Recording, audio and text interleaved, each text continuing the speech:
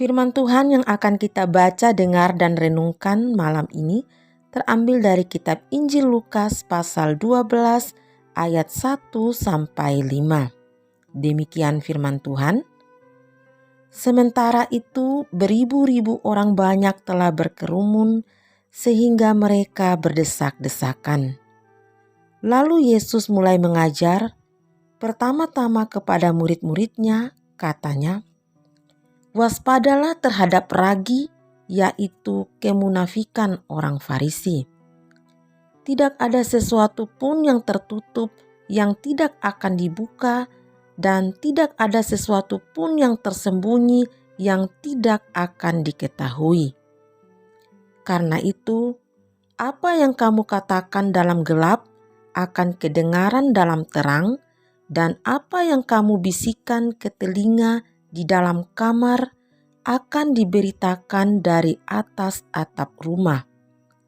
Aku berkata kepadamu, hai sahabat-sahabatku, janganlah kamu takut terhadap mereka yang dapat membunuh tubuh dan kemudian tidak dapat berbuat apa-apa lagi. Aku akan menunjukkan kepada kamu siapakah yang harus kamu takuti. Takutilah dia yang setelah membunuh mempunyai kuasa untuk melemparkan orang ke dalam neraka. Sesungguhnya aku berkata kepadamu, takutilah dia." Saudara-saudari yang dikasihi dan diberkati Tuhan, salah satu bahan yang diperlukan untuk membuat roti yaitu ragi. Sedikit ragi akan membuat adonan tepungnya mengembang. Dalam pengajaran khusus bagi para muridnya, Yesus memakai sebutan ragi untuk menggambarkan kemunafikan orang Farisi. Orang Farisi adalah pemuka agama Yahudi. Mereka menganggap diri saleh karena merasa diri tahu banyak dan paham tentang isi hukum Taurat. Tetapi kenyataannya mereka mengesampingkan nilai-nilai kasih dan keadilan dalam hidup bermasyarakat. Mereka merasa paham isi Taurat. Mereka fasih mengajarkan firman Tuhan, namun sikap dan perbuatan mereka seringkali menyimpang dari kebenaran firman Tuhan. Mereka suka menghakimi sesama karena merasa diri paling suci dan benar. Namun maksud aslinya hanya untuk pamer ilmu agama yang sebenarnya dangkal dan tidak dibarengi dengan kebijaksanaan. Orang Farisi terlihat sangat rohani, namun hati mereka penuh dengan kejahatan. Mereka pikir mereka bisa menyembunyikan kejahatan atau dosa-dosa mereka. Namun ternyata Yesus tahu persis segala sesuatu yang tersembunyi di dalam hati mereka.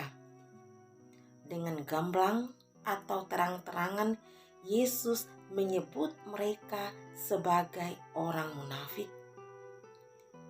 Yesus menasihati para murid agar tidak menjadi sama seperti orang Farisi.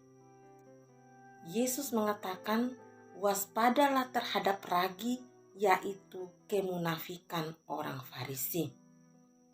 Saudara-saudari yang dikasihi dan diberkati Tuhan, bibit-bibit kemunafikan adalah ragi beracun yang dapat membuat dosa cepat sekali berkembang dan berdampak buruk bagi kehidupan orang percaya. Kemunafikan adalah noda bagi pelayanan kita. Ingat bahwa Tuhan tidak dapat dikelabui dengan kata-kata manis kita dan pelayanan yang terlihat luar biasa. Padahal ada motivasi keliru dan tersembunyi hal-hal yang jahat dalam hati kita.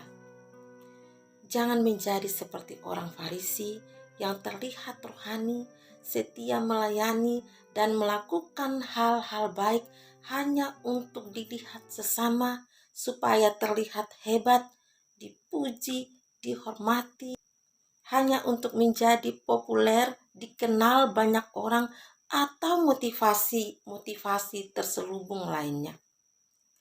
Sebagai murid Kristus, hendaknya pemikiran kita, perkataan-perkataan, dan perbuatan-perbuatan kita sesuai dengan firman Tuhan. Jika kita melayani pemberitaan firman, maka apa yang kita perkatakan, apa yang kita beritakan, itu pula yang harus kita lakukan. Jika kita melakukan hal-hal baik, maka kebaikan itu harus keluar dari hati yang tulus, hati yang mengasihi dan ingin menyenangkan hati Tuhan, hati yang rindu untuk menjadi berkat bagi sesama. Amin.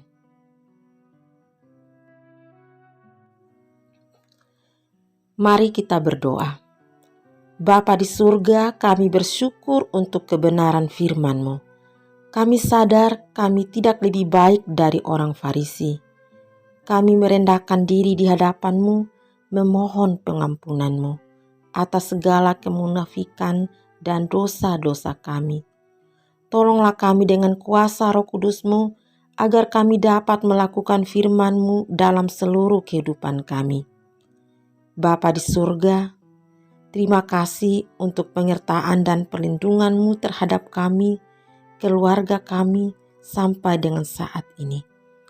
Kiranya Tuhan berkenan melanjutkan kasih setia-Mu terhadap kami. Kiranya kami dapat melewati malam ini dengan damai sejahtera dan menikmati lagi hari esok dengan berkat-berkat-Mu yang selalu baru. Kami menyerahkan semua pergumulan kami dalam tangan pengasihan-Mu. Yang sakit Tuhan jamah, yang terbeban dengan masalah-masalahnya, kiranya Tuhan teguhkan dan memberikan jalan keluar. Tuhan berkati keluarga kami, pekerjaan, dan setiap usaha kami. Kiranya Tuhan juga memberkati bangsa dan negara kami. Pemimpin-pemimpin bangsa, Tuhan berikan hikmat dan berkat perlindungan-Mu. Tuhan lindungilah bangsa kami dari bahaya terorisme, radikalisme, juga lindungi dari bencana alam dan berbagai malapetaka. Inilah doa kami Tuhan, di dalam nama Tuhan Yesus kami berdoa. Amin.